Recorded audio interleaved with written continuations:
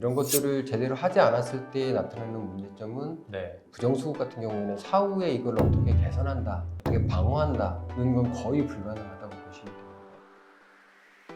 네, 대표님, 그러면 이제 기업에서 이거 지원금 신청하고 싶다라고 네. 할 때 신청 프로세스가 어떻게 돼요? 제가 지난번에 그 지원금 유형에 따라서 분류할 수 있다고 말씀드렸잖아요. 네. 또 다른 분류로 생각해 보면 크게 두 가지로 나눌 수 있는데요.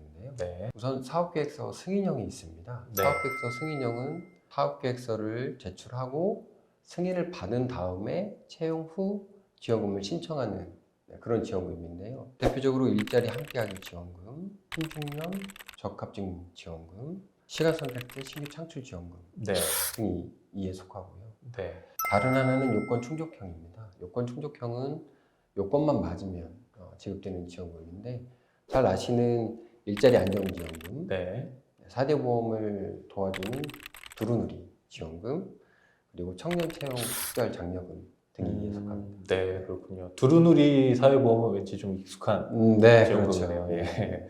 이런 지원금들을 받을 때 네. 그럼 어떻게 해야 돼요? 그러니까 기업에서 신청하고 싶다. 사실 지원금만 신청해달라고 요청하시는 고객들도 많아요. 네네. 그런데 이런 것도 다 요건이 맞아야 되거든요. 그러니까 그걸 파악하는 업무잖아요. 네, 사실은. 그렇습니다. 네. 우리가 지원금을 신청할 때 준비해야 될 서류들이 있어요. 네. 가장 기본적으로 금융계약서부터 네. 뭐 급여 대장이라든지 때로는 취업 규칙이라든지 이런 것들을 준비를 해야 되기 때문에 네. 가장 좋은 거는 일단 노무 컨설팅을 한번 받으신 이후에 네. 회사의 컨디션을 좀 정비를 하시고 네. 그런 이후에 신청하시는 게 가장 문제점이 없고요. 이런 것들을 제대로 하지 않았을 때 나타나는 문제점은 네. 지원금이 승인이 안 나는 경우가 있고요. 네. 그렇다 보면 시기를 놓쳐서 아예 못 받는 경우가 생기죠. 아, 그렇군요. 또 다른 문제는 이제 부정수급 문제가 생길 수도 있습니다. 아, 그러니까 어떤 지원금으로 신청해야 될지도 모르겠지만 그렇죠. 그 요건에 해당돼야 되기 때문에 일단은 사전에 좀 컨설팅을 받아야 네. 예, 그 요건을 갖춰야 좀 확률을 높일 수 있다는 말씀이신 그렇습니다. 거고 네.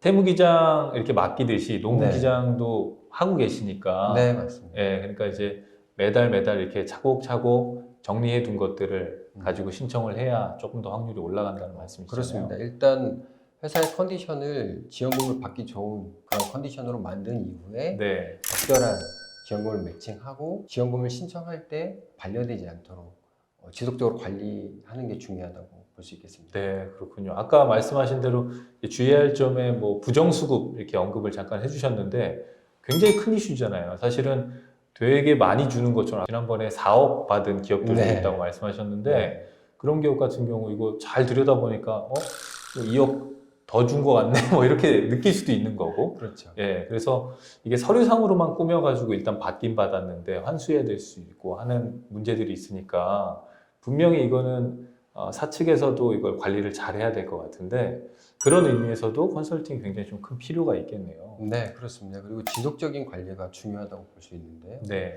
방금 부정수급 말씀하셨는데 네, 네. 부정수급은 정말 꼭 말씀드려야 되는 포인트예요. 제가 아까 그 가장 많이 받았던 네. 그 사례 말씀드렸는데 거기에 그 사례에서도 어떤 사유 때문에 뭔가 이상하다 천명해라 그래서 한 달 가까이를 설명 자료를 계속 제출했던 걸로 기억이 나요. 그리고 실질적으로 부정수급이 많이 발각되는 그런 사례도 많이 있습니다. 굉장히 많은 걸로 알고 네. 있거든요, 사실. 뭐 어떤 사례들을 혹시 알고 계신 게 있으세요? 일단은 지금은 뭐 없어진 그 디지털 일자리 지원금이 네. 있어요. 디지털 일자리 지원금 같은 경우에는 성격 자체가 디지털 관련 업무를 하기 위해서 근로자를 채용했을 때 주는 지원금인데 그 업무 이외에 다른 업무를 시키면 안 되거든요. 근데 불시에 점검팀이 와서 어떤 업무를 하고 있는지 직접 면담도 하는데 정작 그 근로자는 그 업무를 하고 있지 않았다. 네, 네. 그런 경우도 있고 사실 더 억울한 케이스도 있어요. 회사에서는 수습 기간을 설정했던 직원이 있는데 이 직원이 정규직이 된 이후에 근로계획서를 다시 썼어요. 네. 그래서 최초 입사일부터 정규직인 것처럼. 근데 어떤 부정한 의도가 있었던 게 아니라 이 근로자는 이제 우리 회사의 정직원이 됐으니 어떤 의도 없이 최초 입사일부터 정규직으로 근로계약서를 쓴 거예요. 그러니까 좋은 의도로 그렇습니다. 그냥 근로 계약 기간을 소급 네. 적용해 준 건데 네, 맞습니다. 약간 오해할 수도 있겠네요. 네. 그런데 센터에서는 이거 부정수급으로 판단을 해서 네, 환수하고 1년의 제재하고 네. 사실 이런 케이스는 정말 안타까운 케이스인데 네. 저희가 행정심판까지 진행을 해드렸는데도 기각됐습니다. 아, 네. 그럴 수 있군요. 네. 그러니까 이게 사실 경영을 하다 보면 좋은 마음에서 하는 건데 제가 조금 벗어난 얘기일 수 있지만 퇴직금을 이제 외국인 근로자를 고용하던 한 대표님이 퇴직금을 현금으로 이렇게 주셨나 봐요. 네. 좀 빨리 드린다고 줬는데 뭐 어떻게 증명할 방법이 없잖아요. 그렇죠. 네, 소명하라 그래도 이거 준지 증명도 안 되고 네. 그래서 외국인 근로자가 이걸 그러면 안 되는데 어디서 뭘 들었는지 신고를 했나 봐요. 네. 안 받았다. 네. 그래서 이중으로 나중에 지출이 된 그런 안타까운 케이스도 있거든요. 그러니까 사실은 어떤 온정에서 비롯된 그렇죠. 선의의 행동인데 그런 억울한 사례들이 분명히 있을 네, 수 있습니다. 있겠네요. 네. 그 지원금 같은 경우도 그렇군요. 그러면 부정수급을 혹시나 실제로 이렇게 받은 경우도 있지만 그렇지 않았는데도 억울하게 그런 케이스가 있으면 네. 그런 때를 대비해서 이제 어떤 것들을 잘 준비해야 돼요? 역설적이게도 사전에 아주 꼼꼼한 관리가 굉장히 중요해요. 그 부정수급 같은 경우에는 사후에 이걸 어떻게 개선한다, 어떻게 방어한다는 건 거의 불가능하다고 보시면 됩니다. 이게 좀 약간 어려운 표현일 수 있는데 아까 그 근로계약서 잘못 쓴 거 있잖아요. 네네.